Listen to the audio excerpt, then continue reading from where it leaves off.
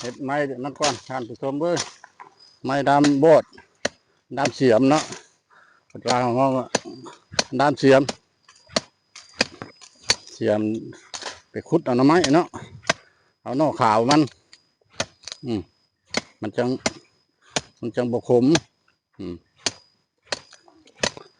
เออ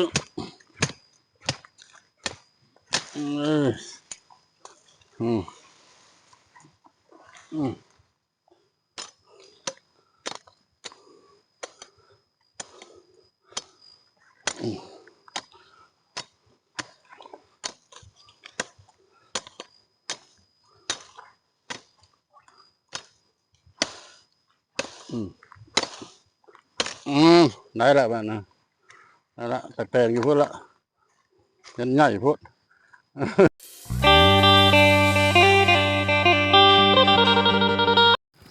ทักทายสบายดีบรรยากาศยามเช้าของวันที่22เนาะวันที่22ละของเดือนพฤษภาปี2026ทางประบานพะเลาะได้มาเก็บภาพให้ท่านผู้ชมเห็นเนาะจุดประสงค์ของประบานพะเลาะเราว่าประหาหน่อไม้เนาะหาอยู่หากินหาอยู่หากินหาหน่อไม้อยู่นี่ละอยู่แถว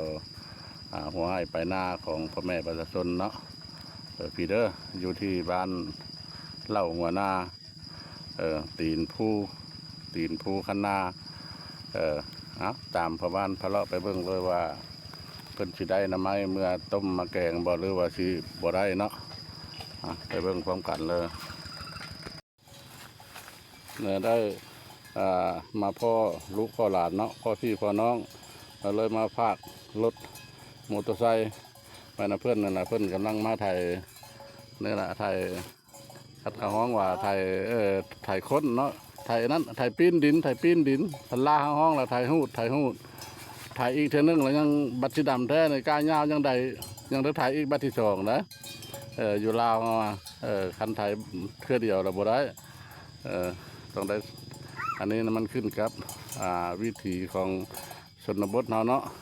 เฮ็ดข้าวใส่เหล้าแล้วนอนเว้าก็คือเพิ่นเว้าท่านผู้ชมตรงนี้แหละเพิ่นก็อยู่ในร่มไม้ร่มตอกนะเพิ่นยังบ่ได้ปลูกเถียงเอาใส่ว่าต้นไม้ธรรมชาตินี่แหละโฮมเย็นเพิ่นนะ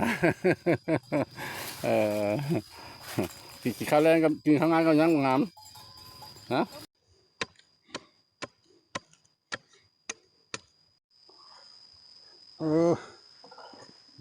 น้ำไม้บุมีท่านผู้ชมน้ำป่ามันจะบุดหากระดานน้ำไม้2 ยอดท่านผู้ชมให้ได้สิได้พอต้มพอแกงนะประมาณพะเลาะกันใส่น้ำมันลดมากะ50,000ไก่เติบได้แต่ถ้าแขกมาก็ชื่อยุดเรา7-8 ลักเข้ามาพี่ประมาณ3 ลักเข้ามาแล้วมันบ่มีหน่อไม้บ่มีก็ได้ก็แห้งกับข้มอยู่ว่าท่านได้ออกท่านผู้ชมแล้วบาทนี่เนาะหาสัตว์ป่ามาบ่เฮาก็จะไม่ยากสัตว์ป่ามาบ่เฮาเนี่ยก็คือว่ามันง่ายไปได้เลยเด้อโมเมนต์อันนี้ก็ได้มีตะลำมัน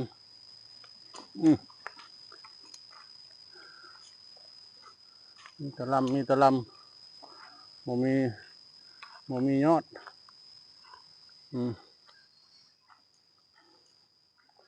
บ่ได้กินซ้ำละเดี๋ยวเห็นแล้ว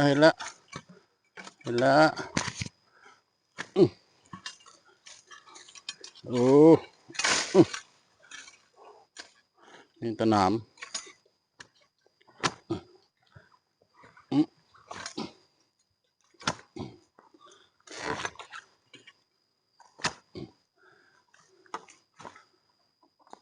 เอ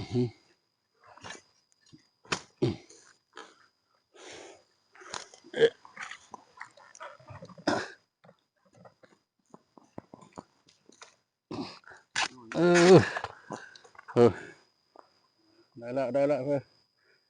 ได้นอนนึงเลยเด้อนอดมัน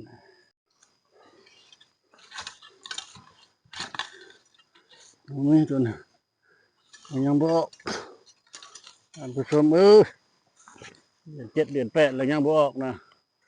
ออกกับคนเอาเด้อเลาะบังก่อนเลาะอ้อมก่อมังก่อน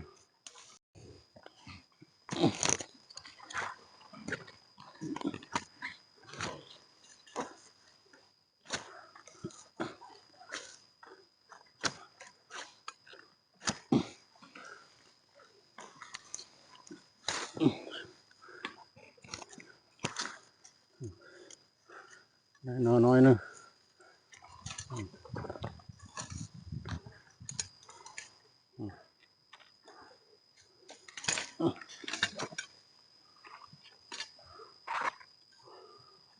เวลาก็พอแกงกับไข่เยอะเนาะพอต้มประมาณพาเลาะละมักต้มโอ้ยท่านผู้ชมเลยเลาะไปเลาะมาไปตามไปตามไปเลาะดงเลาะป้าไปหาหน่อไม้หาหน่อไม้จนมาฮอดพี่ละบาทนะมาต่ำใส่สะพานปาดยาวใหญ่เนาะสะพานแห้งนี้แหละที่บรรยายให้ท่านผู้ชมฟังเนาะบ่มีไผเห็นเนาะบ่มีไผเห็นแล้วก็บ่มีไผฮู้สะพานแห้งนี้แหละมันเป็นสะพานได้สมัยจะเข้า10 ปีแล้วเนาะทางผู้รักผู้ใหญ่เพื่อนพละมีแผนเพื่อนสิมาสร้างเมืองใหม่จากเมืองตะแคงแข่งขมัวล่ะมาตั้งเมืองใหม่เมืองเพื่อนเอิ้นว่าเพื่อนใส่ชื่อว่าเมืองใหม่ภูเขียวนครแล้วก็พวกที่ว่ารับผิดชอบเรื่องสะพานเรื่องขัวนี่เนาะแล้วเพื่อนก็ได้ลงมือเฮ็ดก็สำเร็จเรียบร้อยละท่านผู้ชมเลยเนี่ยแล้วเรียบร้อยแล้วเนี่ยความใหญ่ความสูงความยาวก็ซ้ำนี้ละเด้ออันนี้ละเพิ่นเฮ็ดได้เฮ็ดขัวไปเมืองใหม่ภูเขียวนคร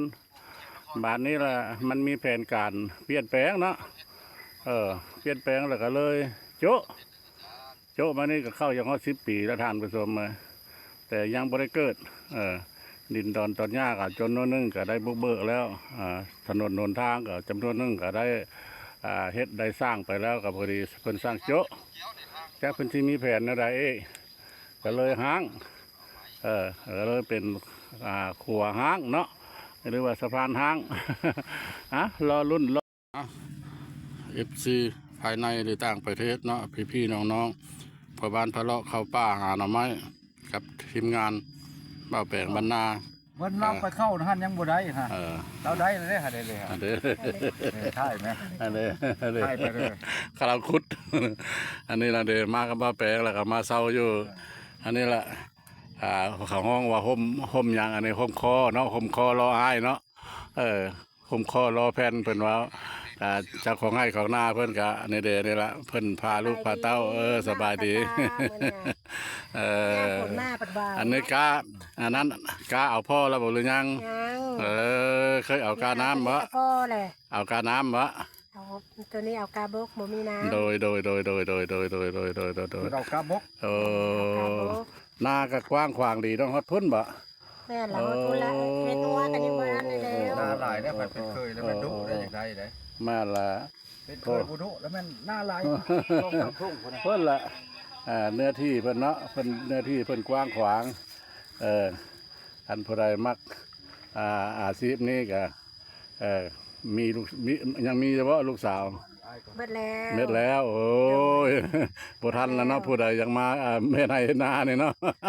เบิดแล้วปีแล้วนี่ก็แต่งโดยดีละมาแล้วก็มาพักมาเศร้านี่ก็เศร้าเมื่อเพิ่นก็เอาน้ำเย็นให้กินแล้วก็เอามักส้มปั่นกินเนาะอยู่บ้านท่านห้องมากอย่างอันนี้เด้อท่านอยู่ลาวนี่เป็นห้องว่ามักต้องกินกับแจ่วปลาแดกแดนนั้นโอ้ยอ่อนซ้อนอ่อนซ้อนคักหลาย นี่ทงไร่ทงนาบรรยากาศเย็นสบายลมพัดวิบๆเนาะเอาการมาหาหน่อไม้นะต้องเอามานะก็อย่างเดิมเพื่อนสิเอาหน่อไม้ให้ท่านผู้ชม โอ้ย เห็น ดีๆนะไม้ นะ กระดาษบ่ได้ละ ท่านผู้ชมเด้อประบ้านพะเลาะนี่ให้ได้มาจะสิไปคุ้มครอบคุ้มครัวนะนี่ได้หน่อไม้2 ยอดเอ้ยบัวลายก็ได้ฮอด7-8 ยอด10 ยอดก็พอได้ต้มกับไข่แดง บ่ได้ต้มได้ อันนึงมากกับประบ้านพะเลาะก็หาผู้เป็นได้เนาะตากับบัวจังเห็นหุ่งก็หน่อไม้สิบุดบักกะเจ้าเอาบักกะเจ้าไปบุดเดียวก็ได้พอแกงพอต้มว่ะกับเท่าแล้วเนาะหากจากไปเนาะ แป๊บหน่อยนี่บ่ได้อยากเข้าใจค่อยบอก การ มันก็บ่นะ เก็บภาพมันบรรยากาศทางเม็ดทางมวลก็สิพอประมาณนั้นล่ะจากนี้ไปขออนุญาตนำFGเนาะภายในหรือต่างประเทศขอโจะคลิปนี้ไว้เพียงสำนึกโอกาสหน้าทางพระบานทะเลาะสิพาท่านไปชมไปเบิ่งไปหาบอลดีๆเนาะให้ท่านไปชมเห็นเนาะเอาคำว่าสบายดีสวัสดี